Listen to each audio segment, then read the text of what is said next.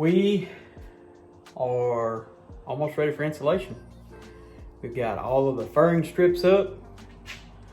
We're working on getting all of the wall studs in, all the joints on the roof. I put some elastomeric coating on at all of the seams to help get them closed up. I cleaned as much of the rust as I could. The rust inhibitor paint that I bought is 4 heavily rusted metals.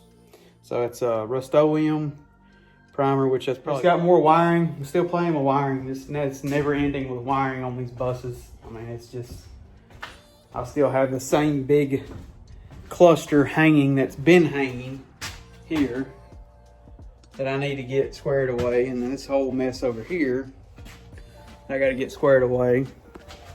And then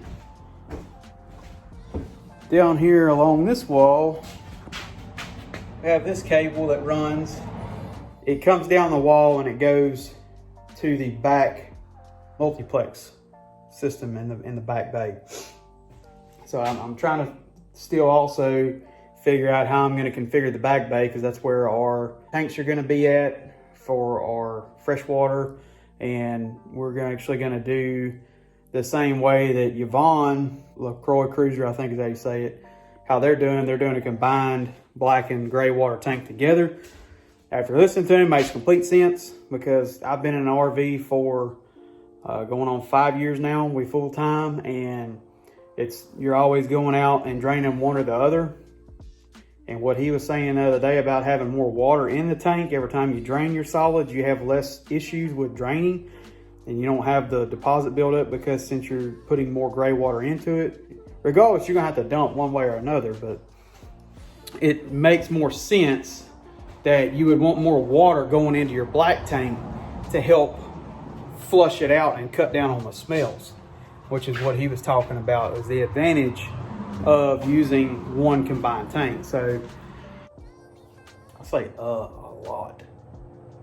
So we got the cabinets bought, reserved. There's a hardware store here local, and they sell all wood cabinets for like extremely cheap. I mean, they're not really high grade all wood. It's made out of mahogany and birch and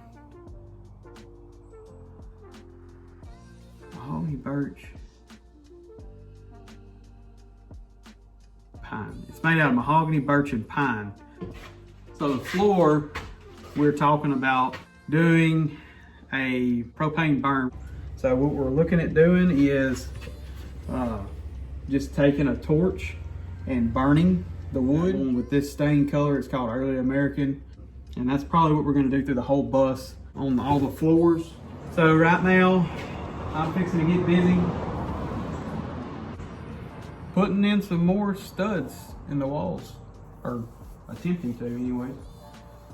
That way we can get this thing insulated. Our insulation guy, I talked to him today, and he's supposed to possibly be here next week to insulate the bus. So I put packing tape on the boards just to try to help with cleanup. I have seen quite a few people do that, where they put this clear packing tape across the boards, and whenever you come back through and yank it off, it yanks all of the excess foam off also that's got on the boards. So I'm gonna try that. Hopefully it works. I don't know. This foam that he's spraying is a little bit tougher than other foams apparently.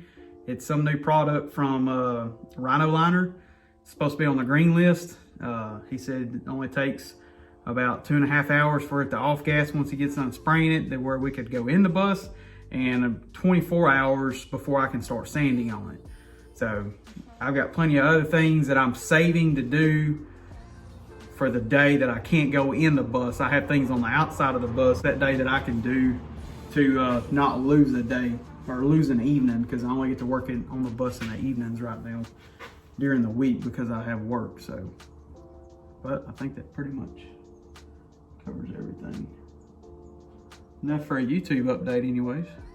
I don't like this with my phone because the camera's over here. Whenever I am looking here, I still feel like I'm not looking here. I don't like it.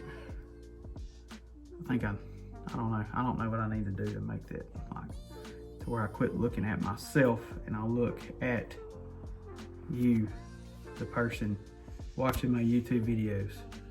We appreciate you. Like, comment, subscribe.